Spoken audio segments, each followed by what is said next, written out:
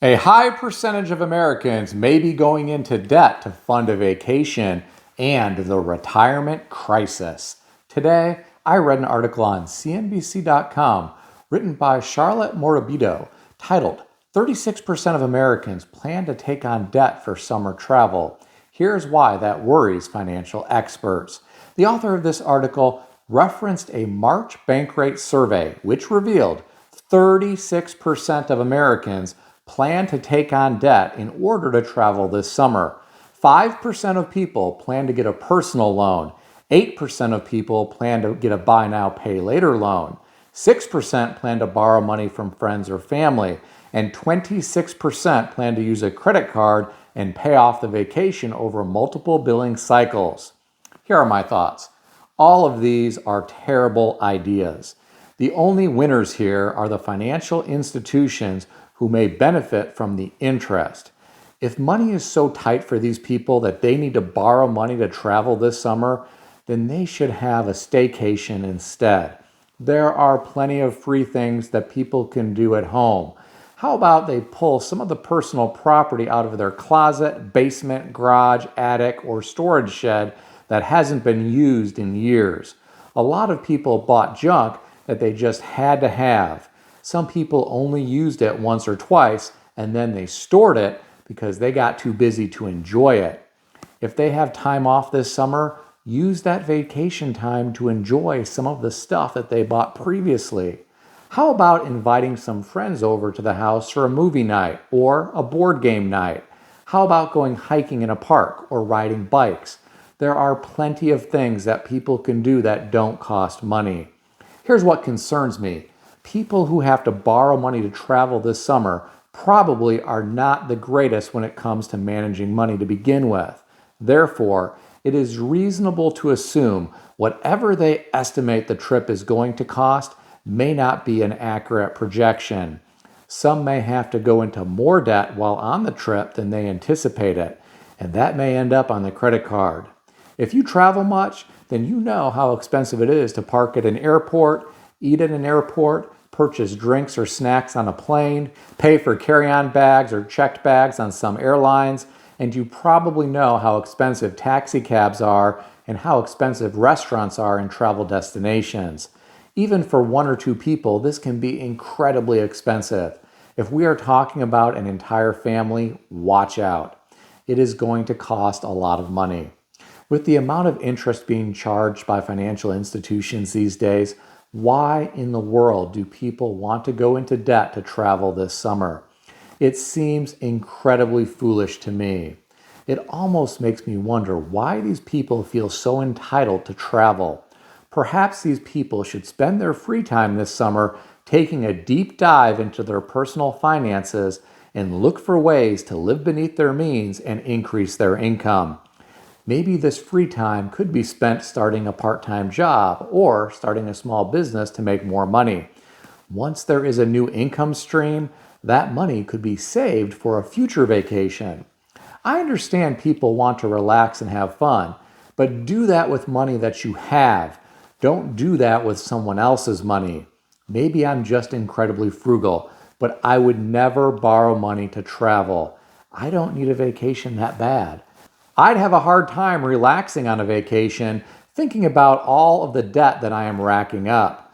I'd be counting every dollar that is going on the credit card. Maybe some people really don't care. I just don't understand the psychology of these individuals. Getting back to the article, the author referenced a senior credit card industry analyst at Bankrate who said, "This represents a lot of people taking on expensive debt, and this is the kind of thing that can linger." I agree with this guy completely.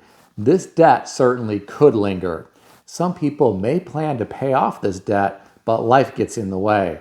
If people have personal finances that are so tight right now that they have to borrow money to travel, do you really think they are going to be able to pay off this travel debt in short order? I personally doubt it. I think some people will throw a lot of money away on interest and make financial institutions a lot of money. Now here's what is interesting. The author said 47% of millennials and 42% of Generation Z are those most likely to say they plan to go into debt to pay for a vacation. Well, my friends, I think some of these people in younger generations need to rethink their priorities. Instead of vacationing, perhaps some of them should pay off their existing debts, build up an emergency fund, max out their pre-tax retirement contributions for the year, contribute to a 529 plan to fund college for their kids, set aside money for capital improvements to their home that may need to be done in the near future, and spend whatever money is left over keeping their skill set up to date by pursuing professional development, certifications, licenses, etc. Take care of the financial priorities and don't spend money that you don't have going on an expensive vacation that could result in more financial pain down the road because of the debt. Maybe I'm just old and out of touch. What do you think about the 36% of Americans surveyed that plan to take on debt for summer travel? Share your thoughts in the comment section below. I read another interesting article today. This one was on Yahoo Finance, written by Grace Williams, titled, "Americans Are Still Woefully Unprepared for Retirement," TIAA Chief Administrator says. Derek Ferguson, the Chief Administration Officer of TIAA, said nearly 40% of Americans risk running out of money in retirement. 53% of African Americans will likely outlive their retirement savings. He went on to say, when parents run out of money in retirement, they leave it up to their children to fund them. Here are my thoughts. I talk about a possible retirement crisis here in America quite a bit. There are a lot of older Americans who are struggling financially right now. Some can't return to work for a variety of reasons, but they lack the financial resources to survive on their own. Some are fortunate. Some have children to help them. Some have generous friends to help them. Then there are others who are living in tent cities or living in their cars. I worry about how bad this problem could get in the future. Life isn't getting any cheaper. Because of that, many Americans are living paycheck to paycheck right now. Some have to take on debt to maintain their preferred lifestyle. These people are not saving for retirement. Some will reach an age where they can't work anymore and they won't know what to do. This problem isn't going to take care of itself. My heart goes out to older people who are struggling financially right now, and I truly worry about younger people who are not saving for retirement. If they don't receive a significant inheritance, they may be in for some serious trouble later in life. I read some of the comments beneath this article. I'll share some of them with you. One commenter said, lower income people may be using all of their money to survive, but most middle-class people are using their money to have more nice things and not worrying about retirement until it is too late.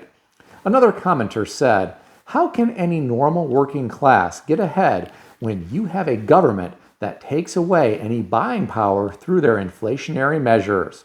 It will never get any better for working people. The last comment that I'll share with you came from someone who said, who cares when you give your retirement money to Toyota, BMW, or GMC at $700 per month? I think this last commenter is a bit off. Depending on the BMW or GMC SUV or truck that you buy, your payment could be a lot more than $700 per month. I do see his point. A lot of people are sacrificing their future financial security because it is a lot more fun to drive a nice car now. Some people could drive a beater like me and invest the money saved. But what do I know? I'm just some guy on YouTube. What do you think? Share your thoughts in the comment section below. Please keep in mind that everything in this video is for entertainment purposes only, and nothing in this video is financial advice or advice of any kind. If you need advice, seek advice from a qualified professional in good standing who puts your interests first and foremost. If you enjoyed this video, consider subscribing to the channel. Please also consider sharing this video with your friends. I want to extend a special thanks to everyone who has subscribed to this channel. I want to also thank all of my channel members. If you would like to become a channel member, there is a link in the description beneath this video. You can read more about the different membership levels. Please also check out some of the great books that I suggest you consider reading in the description below. I've included Amazon affiliate links to these books. As an Amazon associate, I earn from qualifying purchases. Stay healthy and wealthy. I'll see everyone in the next video.